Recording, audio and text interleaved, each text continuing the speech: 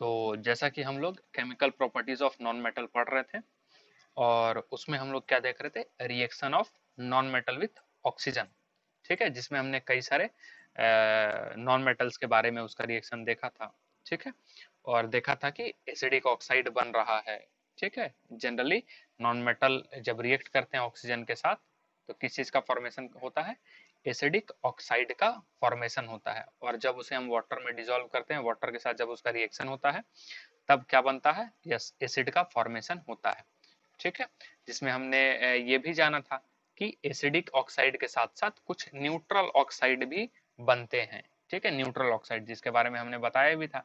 तो उसी का हम लोग, अच्छा, जो न्यूट्रल ऑक्साइड है उसका किसी भी तरीके से जो लिटमस पेपर है उस पर कोई भी असर नहीं होने वाला है, क्योंकि वो न्यूट्रल है, ना ही एसिडिक है और ना ही क्या है, बेसिक है। ठीक, तो इसी संदर्भ में हम लोग आगे बढ़ते हुए किसका देख रहे थे, हम लोग न्यूट्रल ऑक्साइड, किसका, कार्बन का। हम लोग स्टार्ट करते हैं किसके साथ, कार्बन के साथ। ठीक है, तो इसमें हम लोग क्या देख रहे हैं कि कार्बन जो है, यदि वो, सॉरी, कार्बन जो है वो क्या है, नॉन मेटल है। सबको पता है कार्बन क्या है, नॉन मेटल है। और जब हम लोग कार्बन को बर्न करते हैं इनसफिशिएंट सप्लाई ऑफ ऑक्सीजन में, ठीक है, यानी कि कंबसन होता है, एक चीज तो क्या होता है, कंबसन। और कंबसन में क्या होता है, यदि हम कार्बन को क्या करते हैं, कोई वैसा सब्सटेंस जिसमें कार्बन हो, जैसे लकड़ी हो गया, कोई फ्यूल हो गया, उस तरीके से उसको हम लोग क्या करते हैं, ऑक्सीजन के प्रेजेंस में बर्न करते हैं, दैट इज कॉल्ड कंबसन। लेकिन उसमें जो अमाउंट ऑफ ऑक्सीजन जो रिक्वायरमेंट होता है, यानी कि अमाउंट ऑफ ऑक्सीजन जो देते हैं हम लोग, सफिशिएंट अमाउंट में हम लोग देते हैं। बात समझ में आया। लेकिन ये तभी वो जल पाता है। लेकिन इसमें क्या बात हो रहा है ना, इसमें बात हो रहा है इनसफिशिएंट सप्लाई ऑफ क्या, ऑक्सीजन, दैट इज फ्रॉम, मतलब ऑफ एयर। ठीक है, हवा हम लोग दे रहे हैं जिसमें क्या है, ऑक्सीजन है, और वो क्या, इनसफिशिएंट अमाउंट में, यानी कि जितना उसको जलने के लिए जरूरत चाहिए उतना अमाउंट में हम लोग नहीं दे रहे हैं। बात समझ में आया।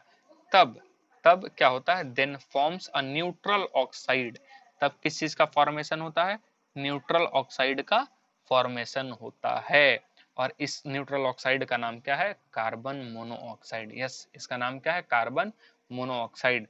तो ये रहा इसका इक्वेशन, क्या चल रहा है, ये कार्बन सॉलिड में लिए हैं, साथ ही साथ ऑक्सीजन गैसियस में होता ही है, पता है, और ये बनता है कार्बन मोनोऑक्साइड।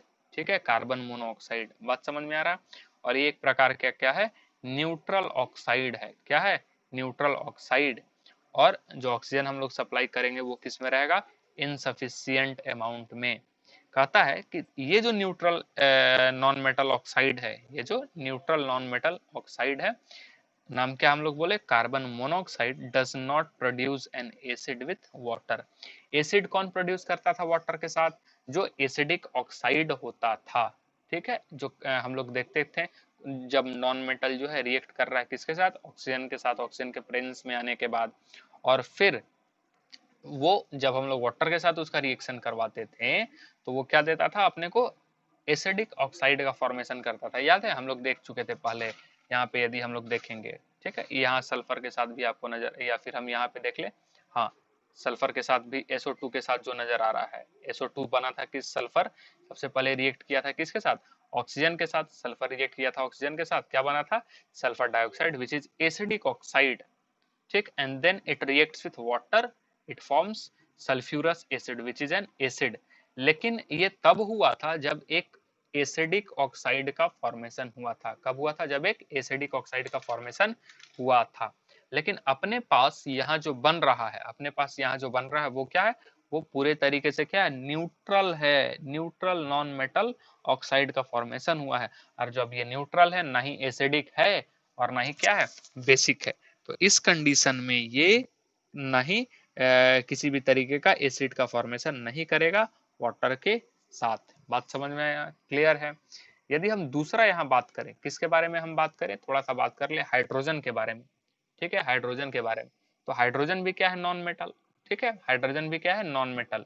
और जब हाइड्रोजन कंबाइन होता है ऑक्सीजन के साथ, हाइड्रोजन कंबाइन होता है किसके साथ, ऑक्सीजन के साथ, ऑफ एयर, तब ये क्या फॉर्म करता है, ये फॉर्म करता है न्यूट्रल ऑक्साइड।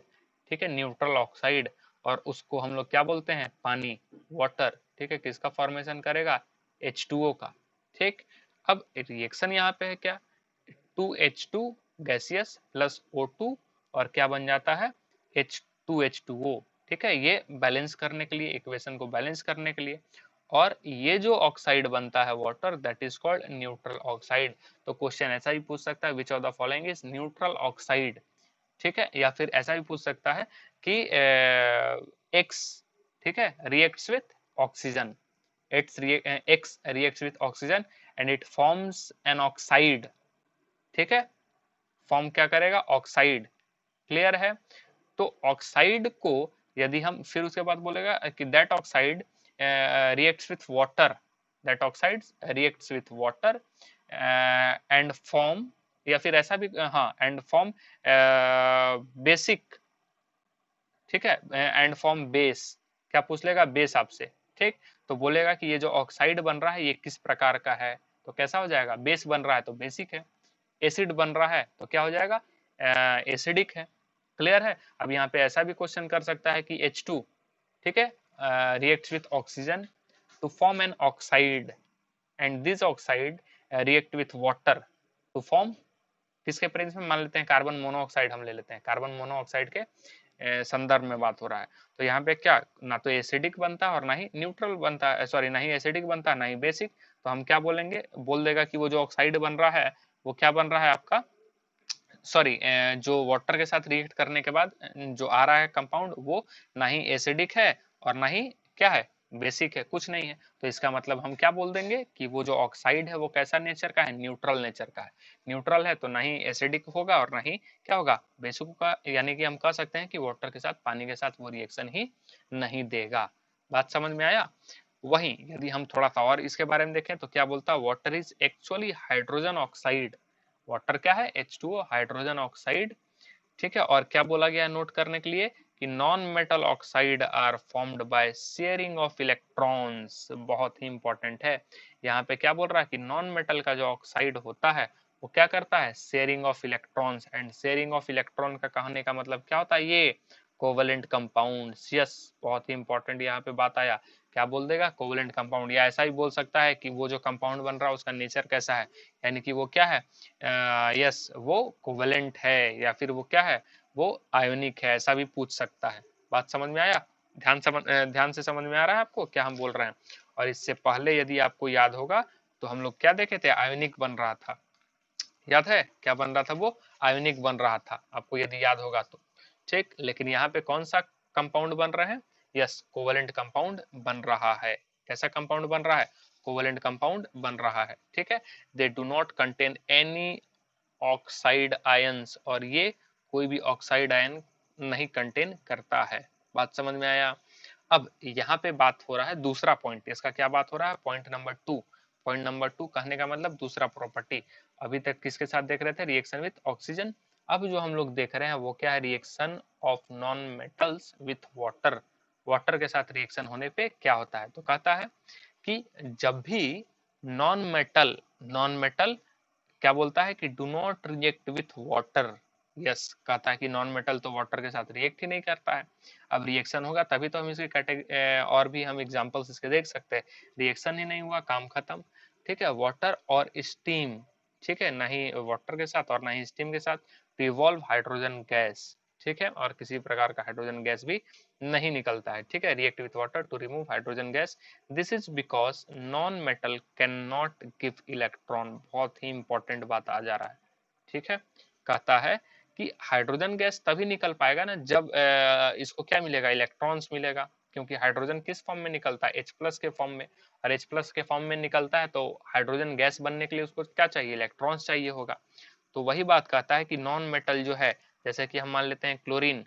ठीक है, क्लोरीन, तो क्लोरीन का इलेक्ट्रॉनिक कॉन्फ़िगरेशन करें तो कितना हो जाएगा, एटॉमिक नंबर होता है 17, इलेक्ट्रॉनिक कॉन्फ़िगरेशन 2, 8 और 7। तो 7 है लास्ट में। लास्ट में यदि 7 है तो ये क्या करेगा, ये इलेक्ट्रॉन किसी से लेगा। ठीक है, ये क्या करेगा, इलेक्ट्रॉन किसी से लेगा, ये इलेक्ट्रॉन गेन करेगा, ना कि इलेक्ट्रॉन ये लूज करेगा। ठीक है, ये किसी को देगा नहीं। तो क्या बोलता है, इलेक्ट्रॉन ये देता नहीं है। टू रिड्यूस हाइड्रोजन आयन, ठीक है, of water into hydrogen gas. तो जो हाइड्रोजन आयन बना है उसको हाइड्रोजन गैस वो नहीं बन पाता है। बात क्लियर है, समझ में आ रहा है। इसी को यदि हम थोड़ा सा और देखें, यानी कि पॉइंट नंबर थर्ड, यहाँ तक तो बात क्लियर हो गया, रिएक्शन ऑफ वाटर होता नहीं है, क्योंकि नॉन मेटल जो है वो क्या करता है, इलेक्ट्रॉन, यस इलेक्ट्रॉन गेन, यानी कि वो इलेक्ट्रॉन देता नहीं है, do not give any electron to reduce hydrogen ion of water into hydrogen gas. Next जो पॉइंट है, यानी नेक्स्ट जो केमिकल प्रॉपर्टी है ऑफ नॉन मेटल, वो किसके साथ रिएक्शन है, reaction of non metal with, yes dilute acid, किसके साथ है, डाइल्यूट एसिड के साथ। तो वही कहता है कि नॉन मेटल रिएक्ट नहीं करता है किसके साथ, डाइल्यूट एसिड के साथ। अब इसके साथ भी रिएक्ट नहीं कर रहा है, इसके साथ भी नहीं कर रहा है, ठीक है। In order to displace hydrogen ion H plus of an acid and convert them into hydrogen gas, electrons should be supplied to the hydrogen ions of acid, now non-metal being itself an acceptor। बात वही हो गया जो हम लोग इस वाले point में देखें, ठीक है, कि हाइड्रोजन गैस नहीं निकल रहा था, ठीक उसी प्रकार से डाइल्यूट एसिड्स में भी क्या होगा, हाइड्रोजन डाइल्यूट एसिड क्या देता है, H प्लस, ठीक है, और उसके लिए भी उसको क्या चाहिए, यस इलेक्ट्रॉन, वैसा स्पीसीज चाहिए जो इलेक्ट्रॉन सप्लाई करे। लेकिन जो नॉन मेटल्स होते हैं वो नॉन मेटल क्या होते हैं, yes electron acceptor, electron acceptor, वो एक्सेप्ट करते हैं, ठीक है। जैसे कि Cl तो क्या बनेगा, Cl से क्या बनेगा, Cl माइनस, ठीक है।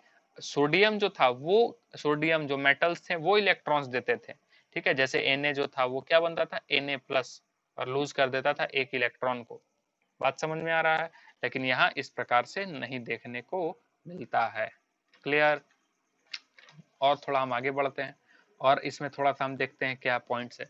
तो कहता है यहीं पे हम लोग देखे थे क्या, कि itself an acceptor of electron can not give electron to the hydrogen ion of the acid to reduce them to hydrogen gas, यानी कि किसको नहीं देता है, हाँ भाई हाइड्रोजन को देगा ही नहीं, तो हाइड्रोजन आयन जो है वो electrons to the hydrogen ion of the acid to reduce them into hydrogen gas. अब हाइड्रोजन को देगा नहीं तो हाइड्रोजन गैस बनेगा नहीं, ठीक है। If non metals like carbon, sulphur और phosphorus are put into test tube, ठीक है, हम क्या करेंगे, टेस्ट ट्यूब में लेंगे कंटेनिंग डाइल्यूट सल्फ्यूरिक एसिड और dilute hydrochloric acid, then no hydrogen gas evolve. वही बात कह दिया कुल मिला जुला करके, कि हम किसको ले रहे हैं एग्जाम्पल के तौर पे, एक तरह से कि लाइक कार्बन नॉन मेटल है, सल्फर नॉन मेटल है, फास्फोरस नॉन मेटल है, और उसको हम लोग किस में लेते हैं, टेस्ट ट्यूब में लेते हैं, और उस टेस्ट ट्यूब में हम लोग क्या रखे हैं, या सल्फ्यूरिक एसिड या फिर hydrochloric acid, dilute sulphuric acid, नहीं तो क्या रखें, हाइड्रोक्लोरिक एसिड, और उसके साथ आपको नजर आएगा कि हाइड्रोजन गैस नहीं इवॉल्व कर रहा है। बात समझ में आया, बात क्लियर है किस तरीके से हम लोग देख रहे हैं इसको।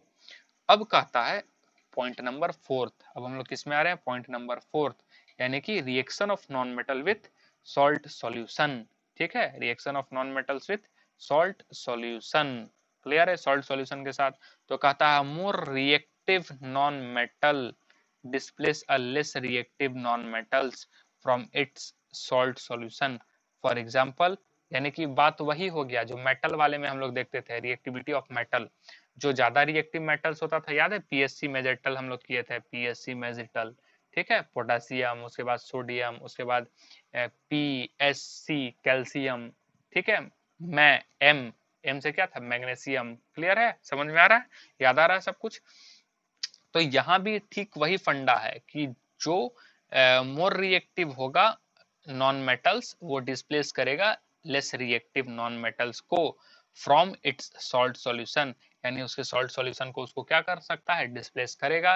लेकिन यदि वो लेस रिएक्टिव है तो फिर क्या होगा, no reaction takes place. Example के तौर पे क्या दिया यहाँ पे, एग्जाम्पल है, क्या एग्जाम्पल है, कि जब क्लोरीन को हम पास करवाएंगे सॉल्यूशन ऑफ सोडियम ब्रोमाइड, ठीक है, तब क्या होगा, तब सोडियम क्लोराइड और ब्रोमीन का फॉर्मेशन होता है, सोडियम क्लोराइड और ब्रोमीन का फॉर्मेशन होता है, यानी कि यहाँ पे क्या हो गया, डिस्प्लेस हो गया।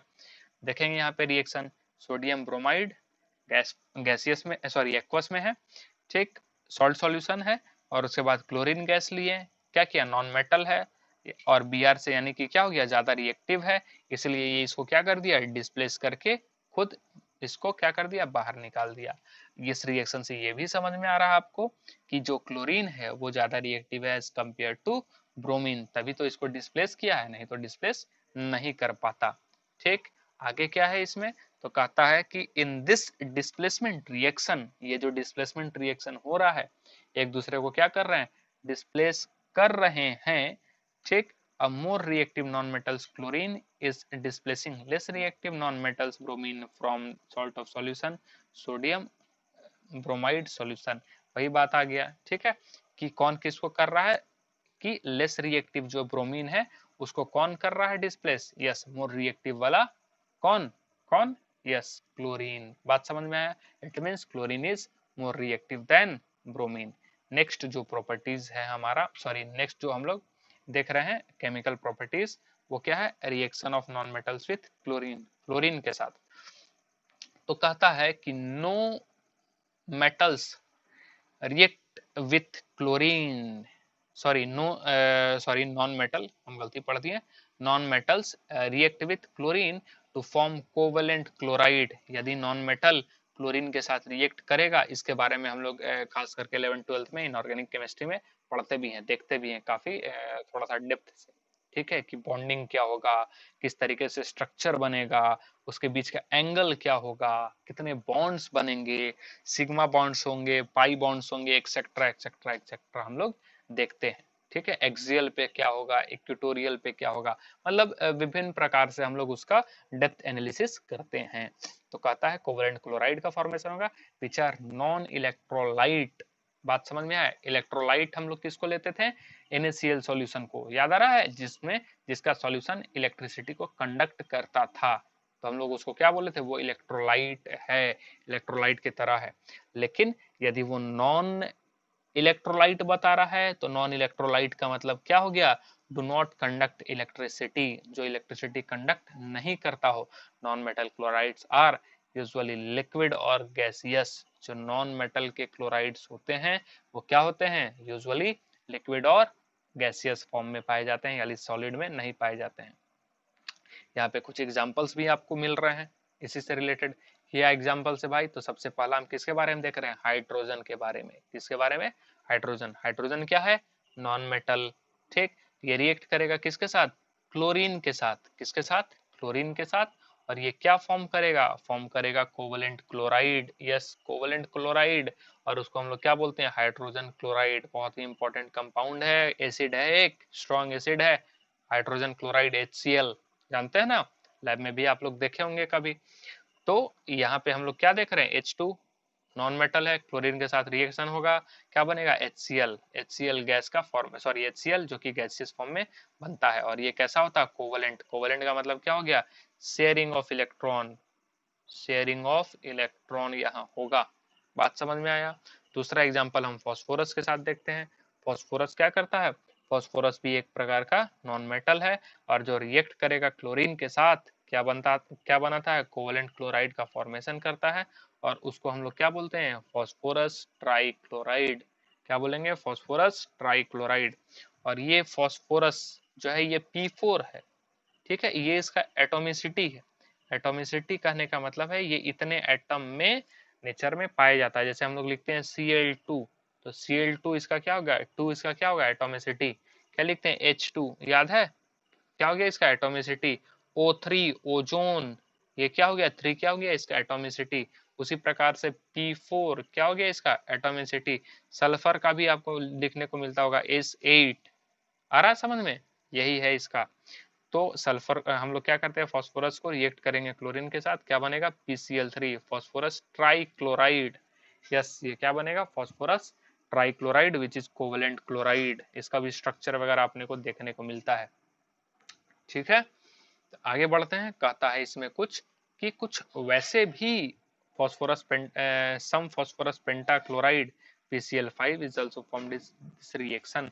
ये PCl3 बनाना, उसी प्रकार से PCl5 फास्फोरस पेंटाक्लोराइड भी इस तरीके के रिएक्शन में देखने को मिलते हैं। और एक बात कहता है, क्या बोलता है कि non metals form covalent chloride because they can not.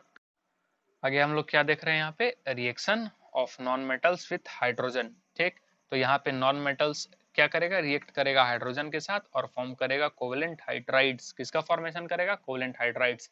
इसका एग्जांपल जो हम लोग पीछे देखे थे हाइड्रोजन के साथ क्लोरीन का, वो भी हम लोग ले सकते हैं। वो क्या बन गया था, HCl, यही तो है। ठीक है, क्या बना है, नॉन मेटल कौन हो गया यहाँ पे, क्लोरीन, और हाइड्रोजन के साथ रिएक्शन हुआ, दैट इज क्या बना, हाइड्राइड। और ये कैसा होता है, कोवेलेंट। सल्फर के साथ जब ये रिएक्ट करता है तो क्या बनता है, H2S, दैट इज ये भी कोवेलेंट हाइड्राइड होगा। समझ में आया, ये भी क्या होता है, कोवेलेंट हाइड्राइड। और ये जो हाइड्रोजन सल्फाइड ये जो बना gas has a characteristic smell resembling the smell of rotten egg. सड़ा हुआ अंडे की तरह ये महकता है, बड़ा बदबूदार पंजेंट स्मेल होता है। बात समझ में आया, रोटेन एग की तरह ये महकता है हाइड्रोजन सल्फाइड। उसके बाद दूसरा में हम लोग देखते हैं इसी में, कहता नाइट्रोजन का। तो नाइट्रोजन का रिएक्शन होगा यदि हाइड्रोजन के साथ, तो यहाँ पे रिएक्शन को स्पीड अप करने के लिए, यानी कि रेट ऑफ रिएक्शन को बढ़ाने के लिए, रिएक्शन को तेजी गति देने के लिए हम लोग इस्तेमाल करते हैं आयरन का। और आयरन यहाँ पे क्या होता है, एज अ कैटलिस्ट। कैटलिस्ट बता दें, कैटलिस्ट एक वैसा सब्सटेंस होता है, वैसा कंपाउंड होते हैं, वैसे मेटल्स होते हैं जो कि रिएक्शन के रेट ऑफ रिएक्शन को क्या करता है, इनहांस करता है। लेकिन खुद रिएक्शन में, यानी कि खुद वो प्रोडक्ट में, यानी कि रिएक्शंस में इन्वॉल्व पार्टिसिपेट नहीं करता है। इन्वॉल्व तो होता है लेकिन पार्टिसिपेट नहीं करता है। ठीक है, यानी कि यहाँ पे देखेंगे तो N2 और H2 मिलकर के क्या बना है, NH3। यहाँ पे आयरन कहीं नहीं है, तो आयरन जो है वो कैटलिस्ट के रूप में है, कैटलिस्ट। और इसका क्या काम होता है, enhance, increase rate of reaction. Rate of reaction को ये क्या करता है, बढ़ाता है। अब एक बड़ा ही इंपॉर्टेंट हम लोग चीज देखने जा रहे हैं, मेटल्स एंड नॉन मेटल्स के प्रॉपर्टीज को देखें हम लोग, उसी के हिसाब से कंपैरिजन होगा। ये इंपॉर्टेंट है, एग्जाम में पूछता है जी। इससे पूछने के पॉइंट ऑफ व्यू से आप ये पता चल जाता है डिफरेंस कि आपको कितना आता है, यानी आपने मेटल्स और नॉन मेटल्स के बारे में पढ़ा है या नहीं। यदि पढ़ा है तो दोनों आप लिख पाएंगे, नहीं पढ़े हैं तो फिर एक लिख पाएंगे या एक भी नहीं लिख पाएंगे। बात समझ में आया। तो यहाँ पे किसका डिफरेंस हम लोग पॉइंट्स देख रहे हैं, तो यहाँ पे क्या है, डिफरेंस इन फिजिकल प्रॉपर्टी। किसके बारे में है, यस, फिजिकल प्रॉपर्टी में जो डिफरेंस है वो। तो मेटल्स के बारे में सब कुछ पढ़ा हुआ है, बस यहाँ पे इस पॉइंट्स को है, तो इसको हम लोग जल्दी जल्दी कवर करते हैं। कहता है कि मेटल्स क्या होते हैं, मेलिएबल होते हैं, डक्टाइल होते हैं। ठीक है, मेटल को हम लोग हैमर्ड से क्या करेंगे, थिन शीट में कन्वर्ट कर सकते हैं और ड्रॉन इनटू थिन वायर में। वही कहता है नॉन मेटल्स जो होते हैं वो ब्रिटल होते हैं, टूट सकते हैं आसानी से, और ये नाइदर मेलिएबल होते हैं नॉर डक्टाइल होते हैं। ठीक है, उसके बाद क्या बोलता है, मेटल्स जो होते हैं गुड कंडक्टर ऑफ इलेक्ट्रिसिटी, जबकि नॉन मेटल जो होते हैं वो इलेक्ट्रिसिटी कंडक्ट नहीं करते हैं, एक्सेप्ट ग्रेफाइट। क्या बोले, एक्सेप्ट ग्रेफाइट। क्लियर। मेटल्स जो होते हैं वो क्या होते हैं, लस्चरस होते हैं, लस्चरस माइनस मतलब शाइनी होते हैं, चमकदार होते हैं। वही नॉन मेटल जो होता है वो डल होता है, दिखने में थोड़ा सा डलनेस उसमें रहता है, और वो can not be polished except iodine. Iodine जो होता है लस्चरस नॉन मेटल है, तो ये ध्यान में रखने वाली बात है। क्लियर। चौथा पॉइंट यदि हम तरफ बढ़े तो क्या बोलता है, मेटल जो होता है वो सॉलिड होता है रूम टेम्परेचर में। इसमें भी एक एक्सेप्शन है, दैट इज कॉल्ड मर्क्यूरी, सब पढ़ाए हुए हैं। मर्क्यूरी जो होता है लिक्विड, क्या होता है, लिक्विड मेटल होता है। और नॉन मेटल जो होता है वो मे बी सॉलिड, लिक्विड और गैसियस एट रूम टेम्परेचर। इसमें भी हम बात किए कौन सॉलिड है, कौन लिक्विड है, कौन गैसियस है, काफी डिटेल में। ठीक है, और यदि हम आगे बात करें तो मेटल्स क्या होता है, स्ट्रॉन्ग एंड टफ होता है, बल्कि नॉन मेटल क्या होता है, ना ही स्ट्रॉन्ग होता है और ना ही टफ होता है। बात समझ में आया। डिफरेंस इन केमिकल प्रॉपर्टीज यदि हम बात करें, केमिकल प्रॉपर्टीज में डिफरेंस यहाँ पे क्या क्या देखने को मिल रहा है, तो भाई साहब कहता है कि metals from basic, sorry metal forms होगा यहाँ पे। ठीक है, मेटल फॉर्म्स बेसिक ऑक्साइड। ठीक है, और यहाँ पे भी फॉर्म एसिडिक ऑक्साइड। ठीक है, मेटल क्या फॉर्मेशन करता है, मेटल देता है बेसिक ऑक्साइड को, और नॉन मेटल जो देता है वो एसिडिक ऑक्साइड और साथ ही साथ न्यूट्रल ऑक्साइड। अभी हम इसी के बारे में तो पढ़ रहे थे। उसके बाद हम लोग क्या देखे हैं, देखे हैं metal displace hydrogen gas. Hydrogen gas को क्या करता था, डिस्प्लेस कर देता है, किस में से, पानी में से या फिर स्टीम में से। ठीक, वही नॉन मेटल जो है वो वाटर से, सॉरी, नॉन मेटल जो है वाटर के साथ रिएक्ट ही नहीं करता है, hence do not displace hydrogen gas और फ्रॉम स्टीम। ठीक है, यानी पानी में से वो हाइड्रोजन गैस को नहीं निकाल पाता था। अभी पढ़े थे ना क्यों नहीं निकाल पाता था, क्योंकि नॉन मेटल जो होता है वो इलेक्ट्रॉन एक्सेप्टर होता है, इलेक्ट्रॉन डोनर नहीं होता है, इस कारण से भी। यदि हम बात करें मेटल्स, यहाँ पे यदि हम तीसरा पॉइंट बात करें तो metals displace hydrogen from dilute acid. Dilute acid में ये डिस्प्लेस करता था और क्या बनाता था, H2 गैस, याद आ रहा है H2 गैस। लेकिन non metal do not reject with dilute acid and hence not displace hydrogen gas from dilute acid. Same reason हो जाएगा क्या, ये हाइड्रोजन सॉरी ये इलेक्ट्रॉन एक्सेप्टर है, इलेक्ट्रॉन डोनर नहीं है, इलेक्ट्रॉन देता नहीं, इसलिए हाइड्रोजन गैस भी नहीं बनेगा। क्लियर। कहता metals form ionic chloride, ionic chloride का फॉर्मेशन करता है विथ क्लोरीन, ठीक है, with chlorine. This ionic chloride are electrolyte but non volatile. हम लोग क्या पढ़े थे कि ये मेटल जो है वो आयोनिक क्लोराइड्स के ionic chlorides with chlorine, chlorine के साथ आयोनिक क्लोराइड बनाता है, ठीक। और ये जो आयोनिक क्लोराइड रहता है वो electrolyte but non volatile, electrolyte की तरह इस्तेमाल कर सकते हैं बट लिक्विड और molten state, liquid and molten state में। लेकिन ये क्या होगा, नॉन वोलेटाइल इन नेचर, वाष्पशील नहीं होता है। यहाँ पे यदि हम नेक्स्ट पॉइंट की बात करें तो metals are usually not combine with hydrogen, hydrogen के साथ कंबाइन नहीं होता है। Only few reactive metals combine with hydrogen to form ionic hydride, ionic hydride का फॉर्मेशन करता है, जिसके बारे में भी हमने डिस्कशन कर लिया है। और finally non metals react with hydrogen form stable covalent hydride, जैसे HCl वगैरह हम लोग देखते हैं, HCl हो गया, HF हो गया, HBr हो गया, HI हो गया, ठीक है, ये क्या है, कोवेलेंट हाइड्राइड्स हैं। क्लियर। तो आज हमने देखा पूरी केमिकल प्रॉपर्टीज आज हमारा समाप्त होता है। डिफरेंस बिटवीन भी हमने देख लिया, physical property, chemical properties, metals का देख लिया, नॉन मेटल्स का देख लिया। अब हम लोग आगे जो है उसके यूजेस के बारे में पढ़ेंगे, क्या है वो आगे हम लोग देखते हैं। तो आज का सेशन हम लोग यहीं समाप्त करते हैं। आई होप आपको अच्छा लगा होगा, सारा कुछ समझ में आया होगा।